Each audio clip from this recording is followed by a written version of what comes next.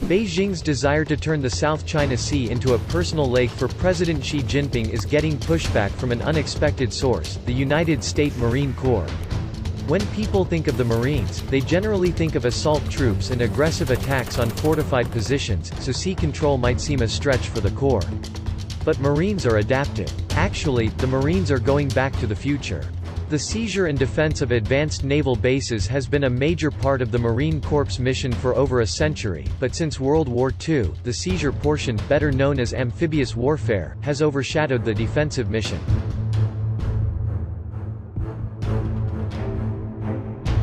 The Marine Corps Commandant, General David Berger, is rebalancing the Marine Corps for a closer integration with the Navy after the two sea services had drifted apart for several decades. To understand this, we need to understand the threat posed by Chinese buildup in the Indo-Pacific region. For 3 decades, Chinese military planners have worked on an access denial, sometimes known as an anti-Navy, strategy designed to control areas that they want to influence by keeping the superior U.S. fleet and associated airpower away. From their perspective, it makes sense. Chinese strategists watched the former Soviet Union bankrupt itself trying to build a blue water navy to compete with the United States. They also studied how mobilized U.S. industrial might build a fleet quickly to overwhelm the excellent Japanese Navy during World War II. The Chinese planners surmised that they could impose their will on their neighbors, which they traditionally have viewed as tributaries, not by destroying U.S. military power in the region, but by making it too expensive to operate there. Since World War II, American sea power has been built around a combination of large aircraft carriers and submarines backed up by the threat of amphibious landing ships, also large and vulnerable. Chinese leaders believe that they can leverage modern overhead reconnaissance to target America's relatively small number of large vessels and negate huge U.S. airbases in places like Japan, South Korea and Guam. Then, they can gain regional air and sea control without having to build an expensive blue water fleet. A combination of relatively cheap, unmanned aircraft, anti-ship missiles, diesel submarines, and main bombers is seen by Beijing as good strategic investment. China, like the United States, is a nation of businesspeople. A navy that breaks the bank is seen as a poor investment. For years, the Marine Corps, along with the other services, has been doing war games looking at the access denial problem. One of the best answers has been to make the force more distributed and to systematically degrade the enemy's integrated access denial system to a point where freedom of the seas in the disputed region can be ensured. The Marines can greatly assist in this by putting small forces ashore to defend disputed islets and choke points, putting long-range offensive rocket artillery aboard distributed amphibious shipping, and beefing up anti-air and anti-missile defenses, as well as being prepared to quickly retake strategic islets seized by Chinese forces. Up until about a decade or so ago, many American strategic thinkers assumed that China's anti-Navy preparations were largely defensive. However, President Xi has made it clear that he intends to expel America from the South China Sea and elsewhere in the Indo-Pacific region. The Trump administration has made it equally clear that it will not permit Chinese regional hegemony to happen. President 11 must know that we aren't abandoning the region. General Berger's Marines are prudent to support that strategic outlook. In tough financial times, and times are getting tough suddenly via COVID-19, when the government looks to save money, the question of the Marine Corps as a second land army invariably arises. Strategically strengthening the Marine Corps' partnership with the Navy makes good sense, but it is not without risks.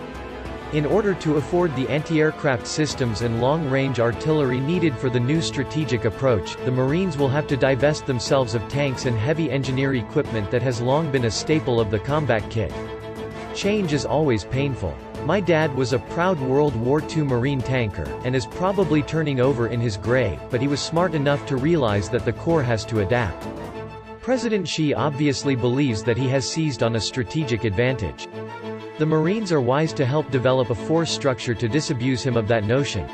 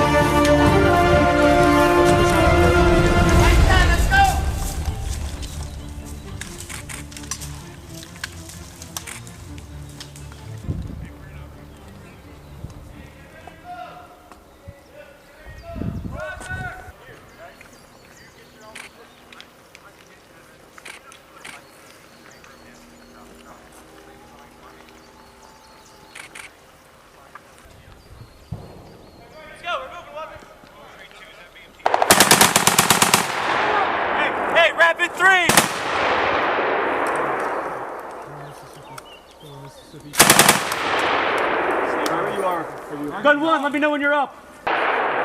Mississippi.